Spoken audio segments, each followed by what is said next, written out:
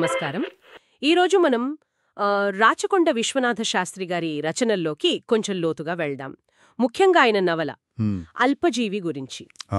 రావిశాస్త్రి గారు. అవును, రావిశాస్త్రి గారు వృత్తిరీత్యా లాయర్ అయినా అణగారిన వర్గాల గురించి వాళ్ల భాషలోనే, అంటే శ్రీకాకుళం మాండలికంలో చాలా బలంగా రాశారు కదా.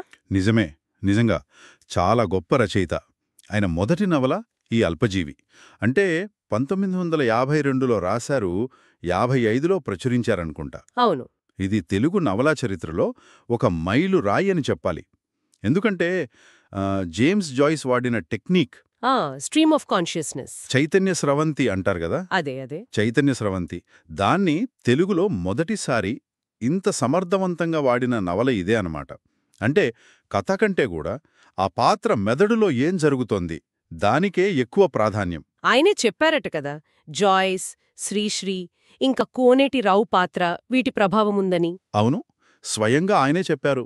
కాబట్టి ఈరోజు మనం ఈ అన్వేషణలో ఆ ప్రధాన పాత్ర సుబ్బయ్య, అతని లోపలి సంఘర్షణ, ఆ రచనా శైలి, వీటిని కొంచెం పరిశీలిద్దాం. అసలు అల్పజీవి ఆ పేరులోనే ఏదో ఉంది కదా. ఖచ్చితంగా. ఆ పేరు వెనుక ఉన్న అంతరార్థం అది చాలా ముఖ్యం. సరే, మరి సుబ్బయ్య దగ్గరకొస్తే అసలు ఎంత భయం, ఎంత పిరికివాడు. అమ్మో, మామూలు భయం కాదు. అంటే భార్యని గట్టిగా పిలవాలన్నా భయమే. ఆఫీస్లో హెడ్ క్లర్క్ అంటే ఇక అంతే సంగతులు. ఆఫీస్ హెడ్ క్లర్క్, కూరగాయలవాడు, ఎవ్వరితోనూ ధైర్యంగా మాట్లాడలేడు. చివరికి పిల్లల మీద చెయ్యెత్తాలన్నా అబ్బే, అతని వల్ల కాదు. వ్యవస్థ అంటే అధికారం, పోలీసులు, కోర్టులు, హాస్పిటల్స్ అన్నీ భయాలే. అన్నీ భయాలే. అతనికి కావలసింది ఒక రొటీన్ లైఫ్. పొద్దున ఆఫీస్కి వెళ్లడం, సాయంత్రం ఇంటికి రావడం, జీతంతో ఇల్లు గడవడం, అంతే. ఏ చిన్న మార్పు జరిగినా తట్టుకోలేడు. అంటే ఆ సేఫ్ జోన్ నుంచి బయటకు రాలేడన్నమాట. అస్సలు రాలేడు. మరి ఇక్కడే కదా అసలు కథ మలుపు తిరిగేది, ఆ లంచం వ్యవహారం. అవును, అది అతని జీవితాన్ని పూర్తిగా మార్చేస్తుంది. అతను చేసేది బిల్లులు క్లియర్ చేసే పని కదా. అవును.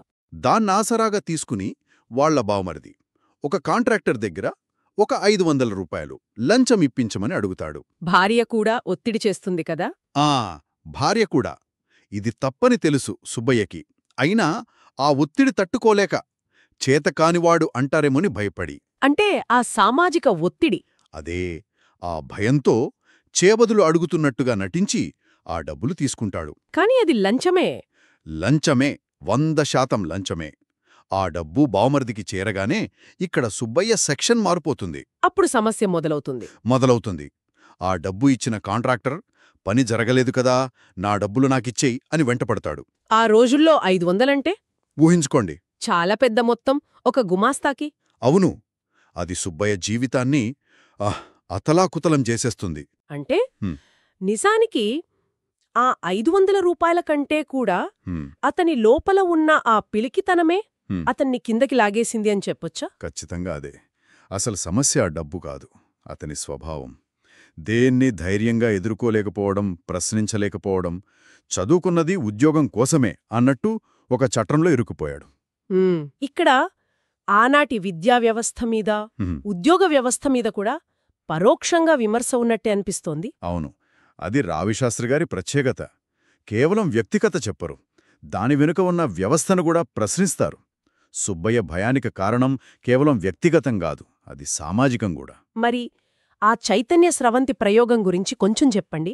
అది ఎలా హెల్ప్ చేసింది ఈ పాత్ర చిత్రణకి? మంచి ప్రశ్న. ఆ టెక్నిక్ వల్లే మనం సుబ్బయ్య లోపలి ప్రపంచాన్ని, అతని గందరగోళాన్ని, భయాల్ని అంత దగ్గరగా చూడగలుగుతున్నాం. అంటే అతని ఆలోచనలు ఎలా ఉంటాయంటే అవి పూర్తి వాక్యాలు కావు, తెగిపోయిన ఆలోచనలు, ఒకదాని తర్వాత ఒకటే, ప్రవాహంలా.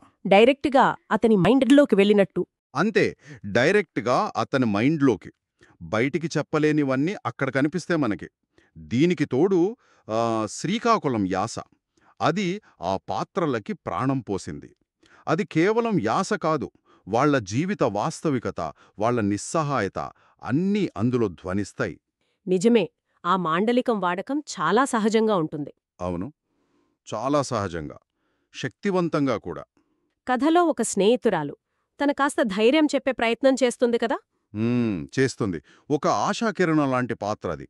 కాని సుబ్బయ్య ఎంతసేపు ఆలోచనల్లోనే ఉండిపోతాడు.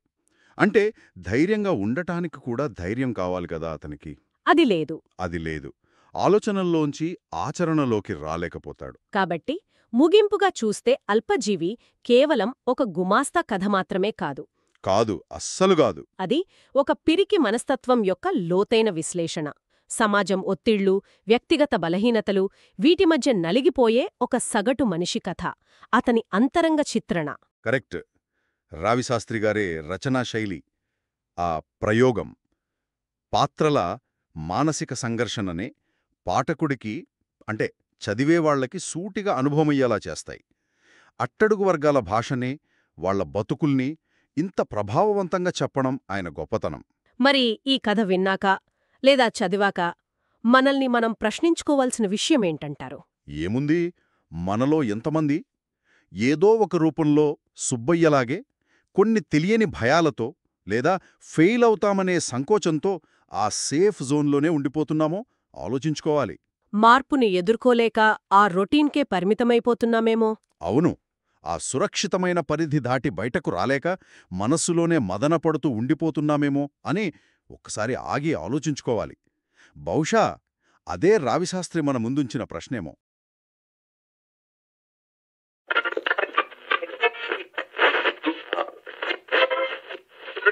Let's see it.